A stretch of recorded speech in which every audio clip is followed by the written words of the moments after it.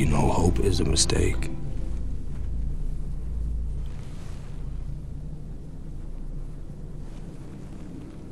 If you can't fix what's broken, you'll go insane.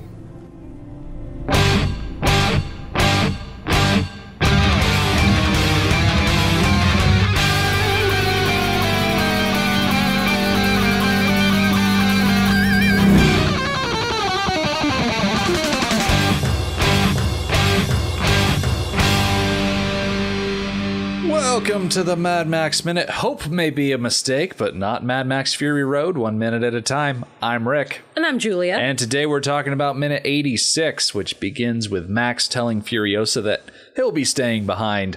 And it ends with Max seeing a ghostly apparition. Joining us once again to help us discuss a character defined by his anger and frequently bothered by spirits, it's Sean German from Scrooged by the Ghost and Dave Pallas from 5 Minutes of Mystery. I'm gonna go my own way. It's like my only. That's my only good Tom Hardy impression. I'm sorry. All right, fine.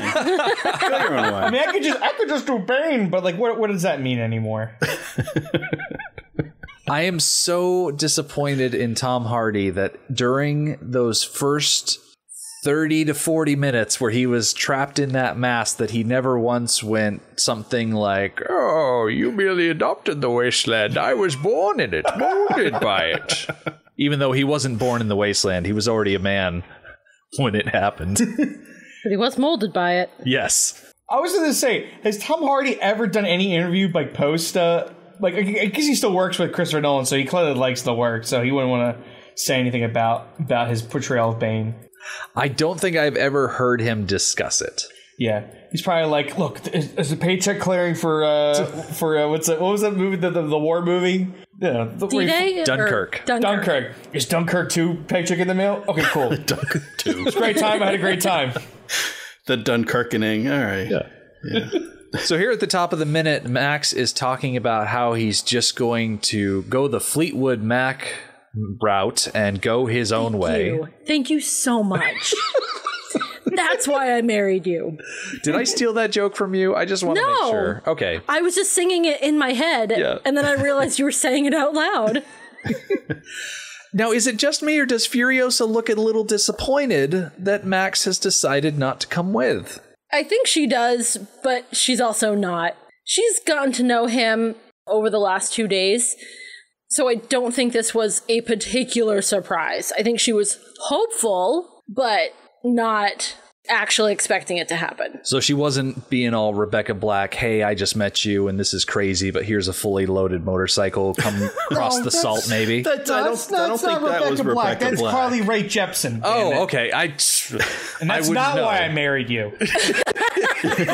I apologize for not having a good knowledge of teenage pop stars with however many hits to their name. I don't know. Was it Rebecca Black? Wasn't she the Friday? Yes. You gotta get down Friday. Gotta get down. I mean, come on, Friday. Come on. It's not Friday yet. Nope. Yeah. It's only Wednesday. I think it's a combination of things. I think it's one, a little, no surprise, but a little disappointment. It's like, okay, I've got the young, strong women I have don't know anything. They're useless. The women I have that actually know stuff and are useful don't have the body to carry out what, to fully take advantage of that experience. So I could certainly use someone who's smart and capable like yourself. And also she's seen the transformation that Max has gone through between when they met him and now. And she knows, okay, hey, if you want to be the crazy loner in the wasteland that we picked, when we met you, whatever, go crazy, knock yourself out. Like, she knows this is, it's not just self-interest on her part. She knows it's better for Max to be around people as well. I like that idea that Furiosa has noticed that when he first joined them, he was a raging feral who had to keep his muzzle on. And over the course of the day and the night and the day that they spent together, she's like, oh, hey, he's getting re-socialized. This is really healthy. He's actually taking time to use his words. If he goes back to being alone, he'll regress. And so for his sake, If he stays around other people, he'll use his words and he'll develop better language skills and return to being a person again. Yeah, I mean, the movie makes the point that this is the Max. Like, it's a different actor, but it's the same character. You know, this is the Max that we started with way back when. But if the movie didn't make it so clear, you could forgive people for maybe thinking that this is the feral child who has just taken on Max's name, or just taken on the mantle of that, the position that Max has now become, like, like Iron Man. Anyone could put the suit on and all of a sudden you're Iron Man, even if you're not Tony Stark, because there's a good bit of interaction before he starts speaking. He's like not even lingual at the point when they meet him. He's like grunts and points and, here's this chain and hopefully you'll figure out why I'm holding it up and get the bolt cutter. Yeah. So I think it's a little bit of both. I could use you. You obviously could use us, but I'm not gonna. Yeah, there's enough fighting that needs to be done in this world. I'm not gonna fight you, you stubborn jackass. Well, I will make one thing clear. I will never forgive someone for thinking that Max in this movie is the feral child borrowing the name, because that is a thing that I will fight people on. It is not the case. Okay, not Rick, the case. We all agree, not the case. I agree with you that it is a fact that this is not the feral child taking on the mantle of Max. It just isn't that way.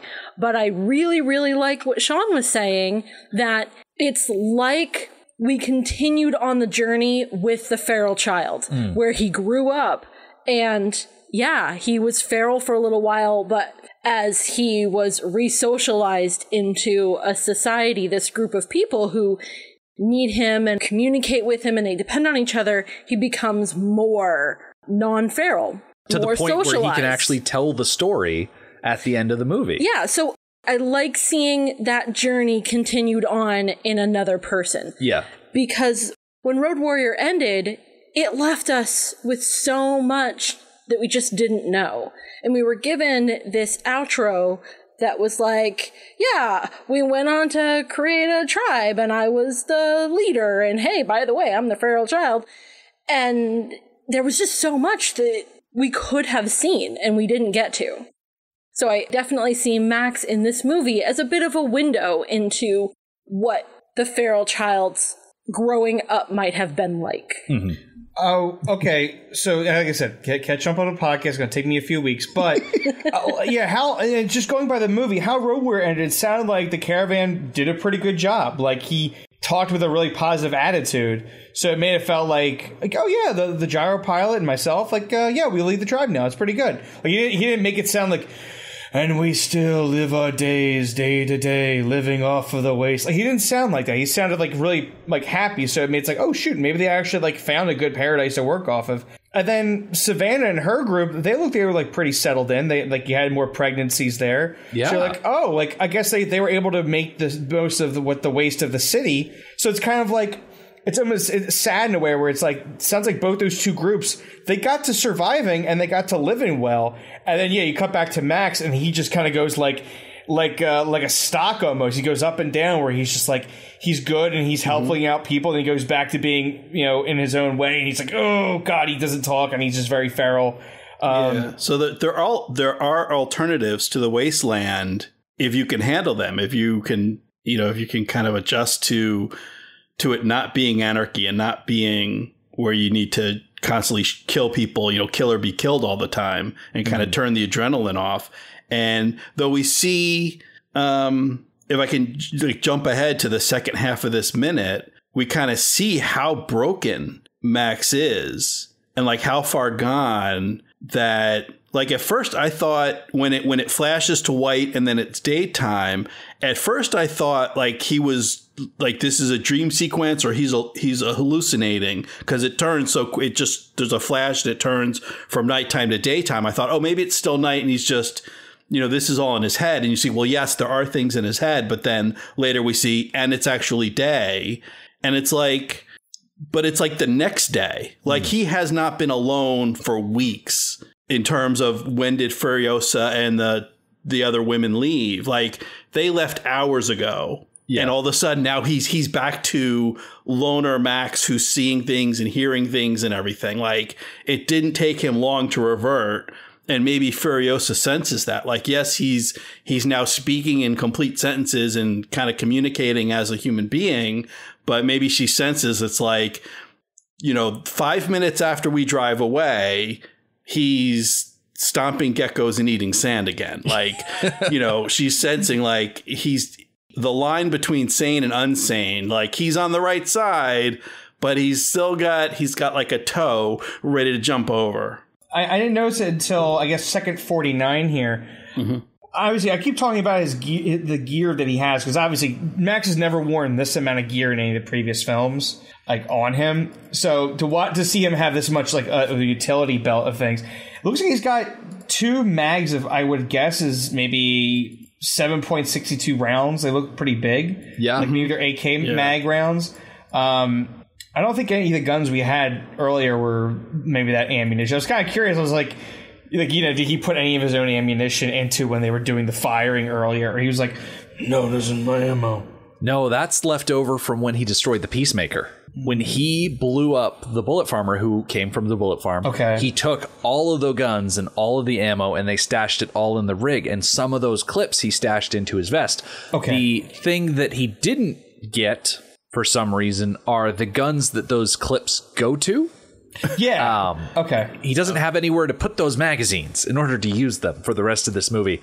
And we don't get to see him blow up the Peacemaker. Otherwise, we might actually get an explanation as to why he doesn't come back with a couple of Kalashnikov rifles and some MP5s and long barrel revolvers or anything like that. Because in the assault off, he has just a sidearm right now and a leg holster. That's all he has in his firearm duty. And when he's standing there and he hears that whisper, he immediately just goes to his gun and just twists ready to pull that. Yeah, like he's going to shoot a ghost.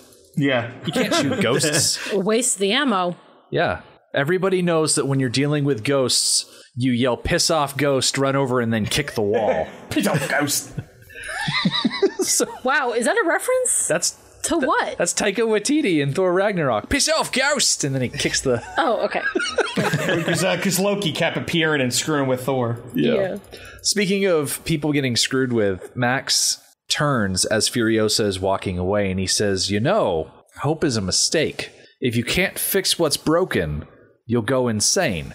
And so I'm wondering what everybody thinks Max means by this line. Is he more concerned with hope as a concept, or does he see hope as a distraction from self-reflection that would help you work past trauma?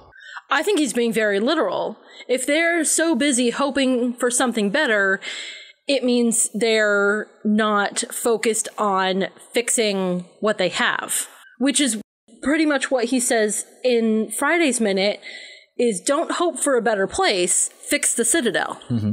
And I also think he's speaking on several levels, but... Yeah. Well, yeah, when I wonder, is this an allusion to the Hope and Glory storyline from the comics? Which are referenced very heavily, but also not really referenced at all in this movie.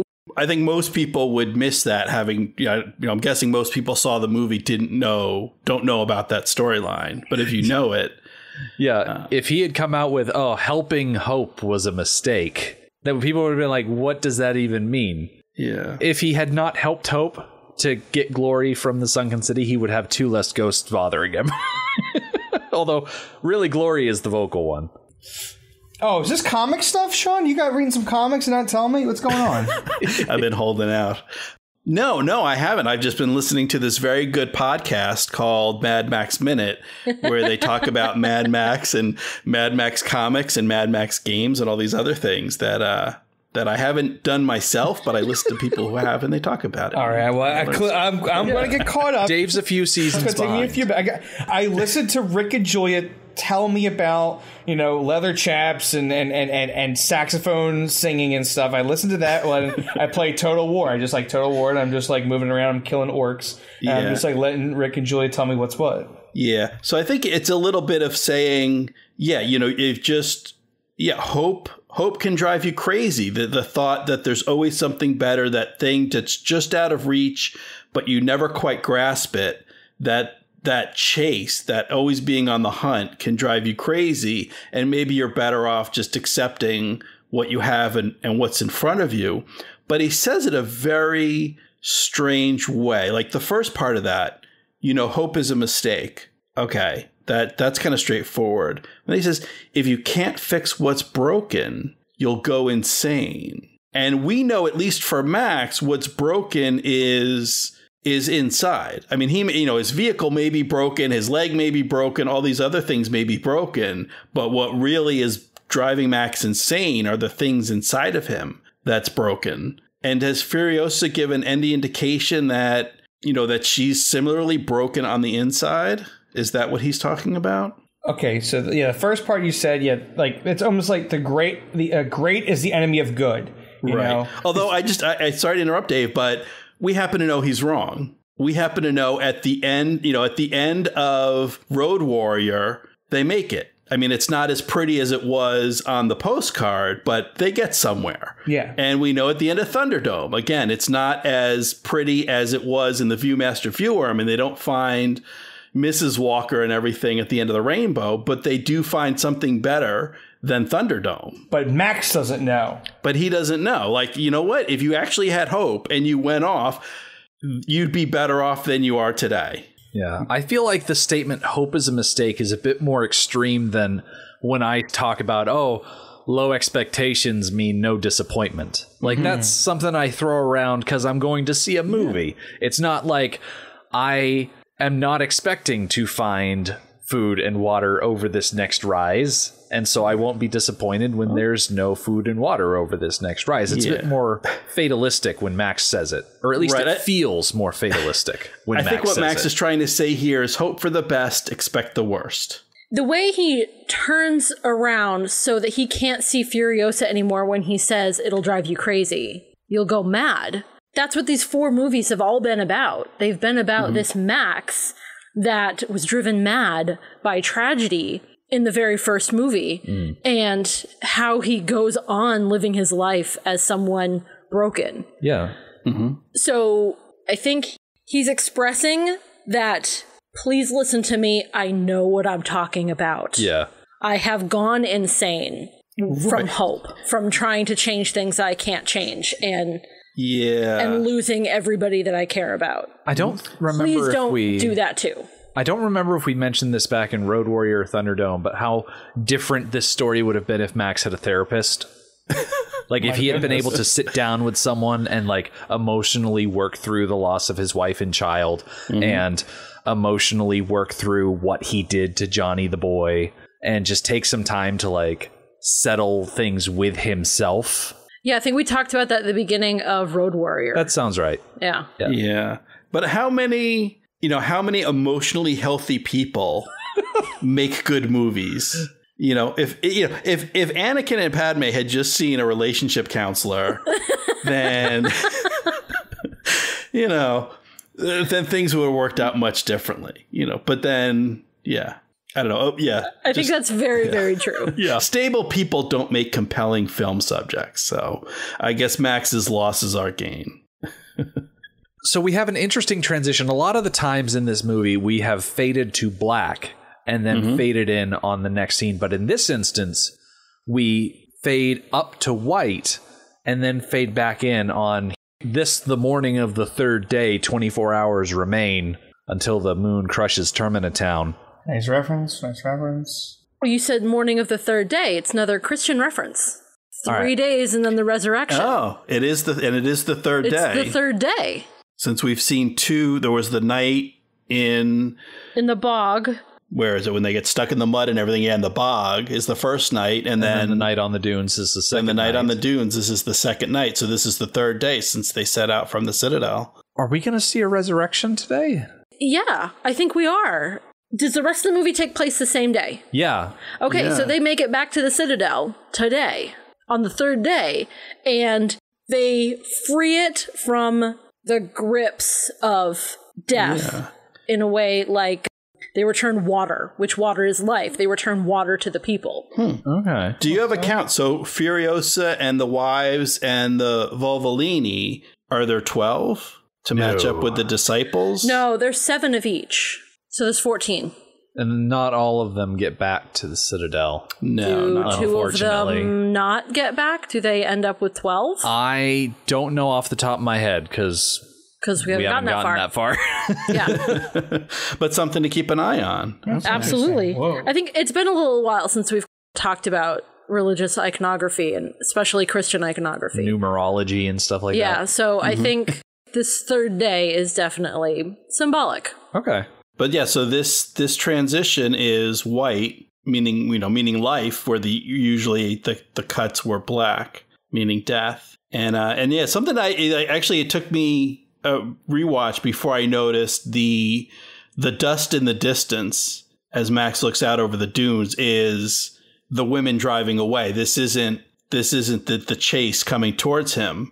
These are bikes that are driving away. Now, Rick and Julie, have you guys been able to, from sunsetting or sunrise, can you pin any directions? I know last time we talked a little bit about how far could they go on, if they, drove for 160 days and stuff.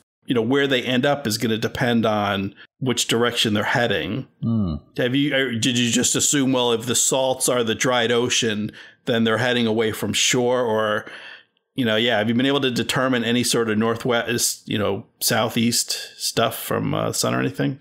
Well, if this is first thing in the morning, which the sun seems a little bit high in the sky, but it still seems pretty early. Right. Sun rises in the east and sets in the west. And so if the sun is rising in the east, it's still fairly early in the morning. The shadow that's coming off of Max is pushing not quite behind him, but a little off to his right, which means that he is facing east-southeast. So they're headed like southeast? Towards Antarctica. Well, or Tasmania. So are they... Where are they? Are they in Brisbane here? Do we know? Oh, we have no earthly idea where they are. And I make an argument about the sun. George Miller doesn't usually care about where the sun is. That's very true. He goes for what looks cool. Right. Just going. We'll. And so the shadows may move around as they film, but going by the shadow at 40 seconds in, so they're heading kind of southeast. So if they're Sydney, Newcastle, anywhere along kind of the southeast coast of Australia, they may be heading towards New Zealand. I think they're going to miss the Marianas Trench, but they'll definitely miss the trench. But yeah, they'll hit New Zealand in not too long. Dreams of fuzzy woolly sweaters and hobbits, Hobbitses. sheeps and hobbits. Yeah. Well, it's a shame because I think they would be benefited from heading north. Because if they head north towards Papua New Guinea, Indonesia, the Philippines, they may start to hear rumors about the Mariana Trench that, hey, there's still ocean. Or civilization. Yeah, but no, it's only about 1,200 miles to New Zealand, 1,350 to Christchurch. So I'm not sure that going to New Zealand would change anything. If the ocean is gone, the ocean is gone. Yes. Yeah, you go to the deepest point and you can actually go fishing. If I remember correctly, New Zealand sits on another continent. There's a shelf around New Zealand that is big enough to be like another continent. Oh. So the water's definitely gone. Yeah, so it's relatively high up versus the deeper parts of the ocean. Yes. Yeah, and I see what you're looking at. I see what you're talking about. Yeah, all right. Well, you know what? Maybe they're not going the best direction. Maybe someone should go tell them where they should go. Yeah, I think the problem is that person's crazy. Yeah. And well, Max does have a compass. So he knows which direction they're going. But does he have any idea what is that direction? Who knows? No, he has no idea. Who knows? Yeah, I doubt Max back in the day took that many vacations. And even when he did go on vacation, he went to like a farmhouse. Yeah. It's not like he flew anywhere.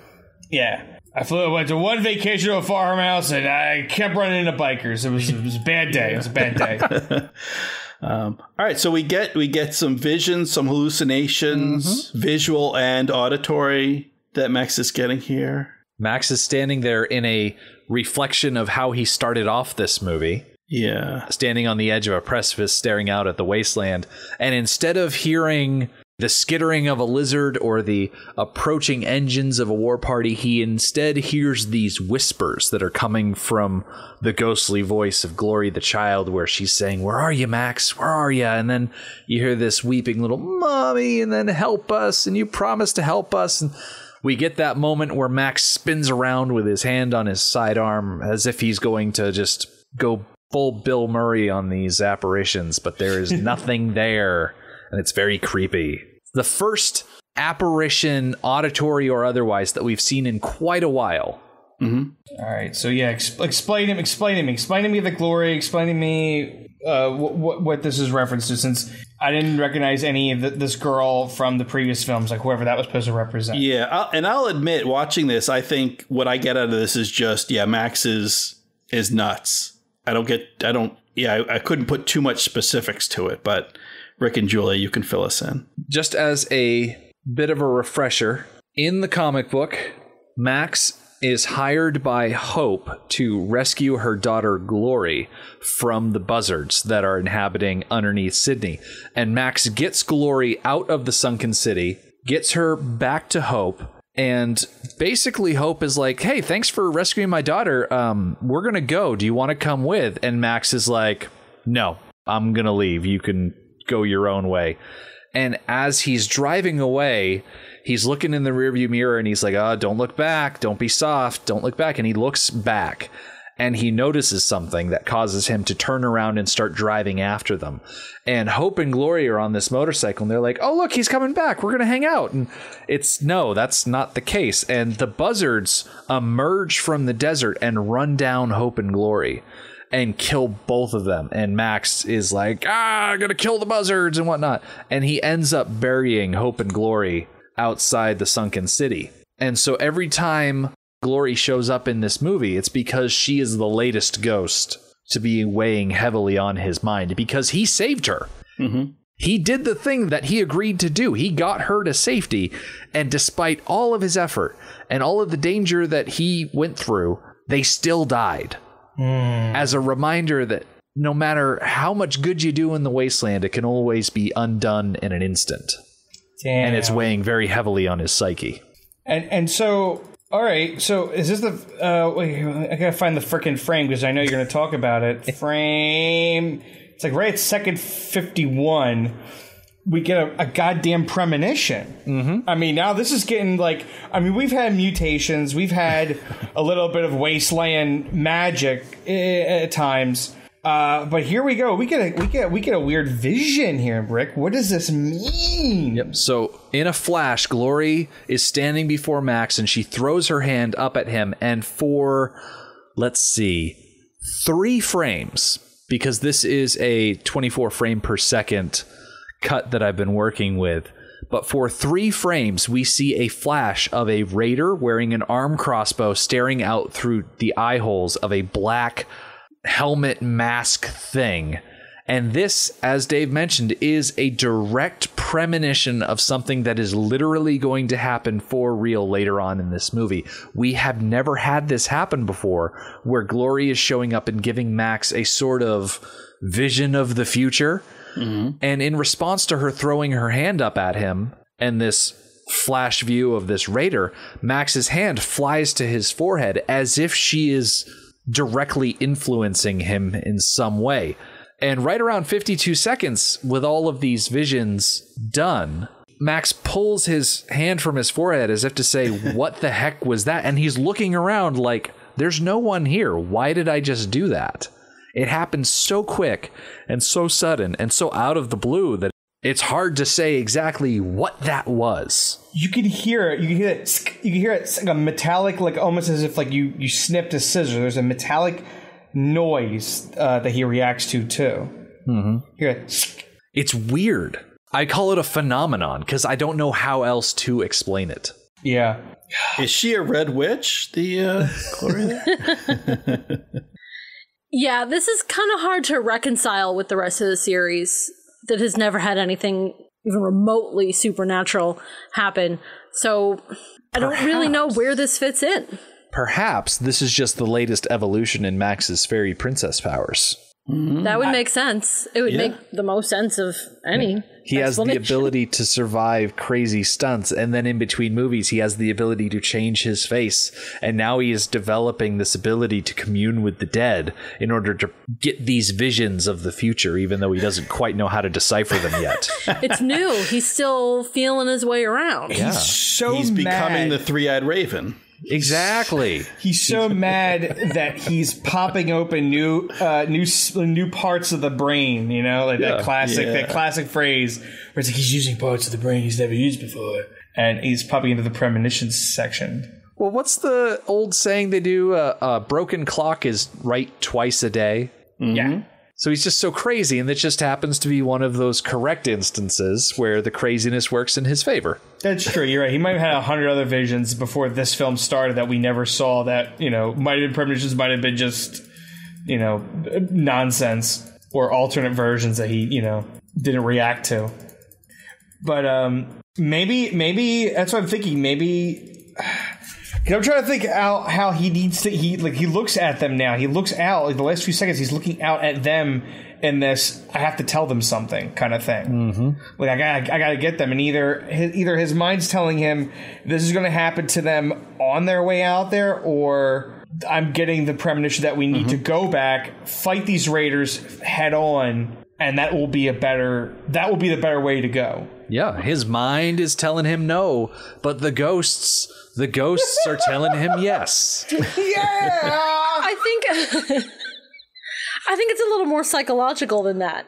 I think this reminder of Glory and her story, he decides that it's better for him to do absolutely everything he can for them and never turn his back. So he already, I think, last night had the idea of, hey, it would be better if we went back to the Citadel and liberated it, rather than trying to move on. He already had that idea in his head. He just didn't care to pose that to Furiosa in a forceful manner. And then today, seeing Glory again reminds him, no, I should do that. That is the right thing to do, is to do everything I can and never turn my back on them. Literally. Yeah, I had some questions about that, and I think I'll save it for Friday because, yeah, some of the things you said, Julia, kind of lead into the stuff that's going to happen next minute. Yep. That there's some things that obviously Max has thought about before, but he hasn't said anything, at least not to Furiosa yet. But then he does, and it's like, well, okay, so when did you make this decision? Yeah. So I think now that we're getting into Friday's Minute a bit, I think we should put a pin in our discussion. We're going to stop things for now, but we will be back on Friday when Max will hear a voice calling out to him from the desert. Furiosa is going to be surprised by Max's sudden reappearance, and he is going to lay out a different sort of plan.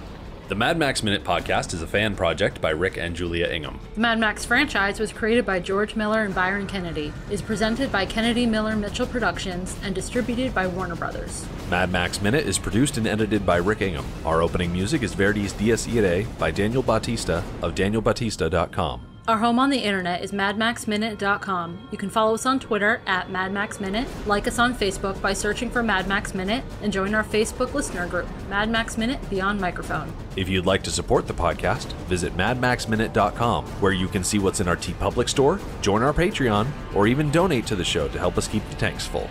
Thank you for joining us for Minute 86 of Fury Road. We'll see you next time.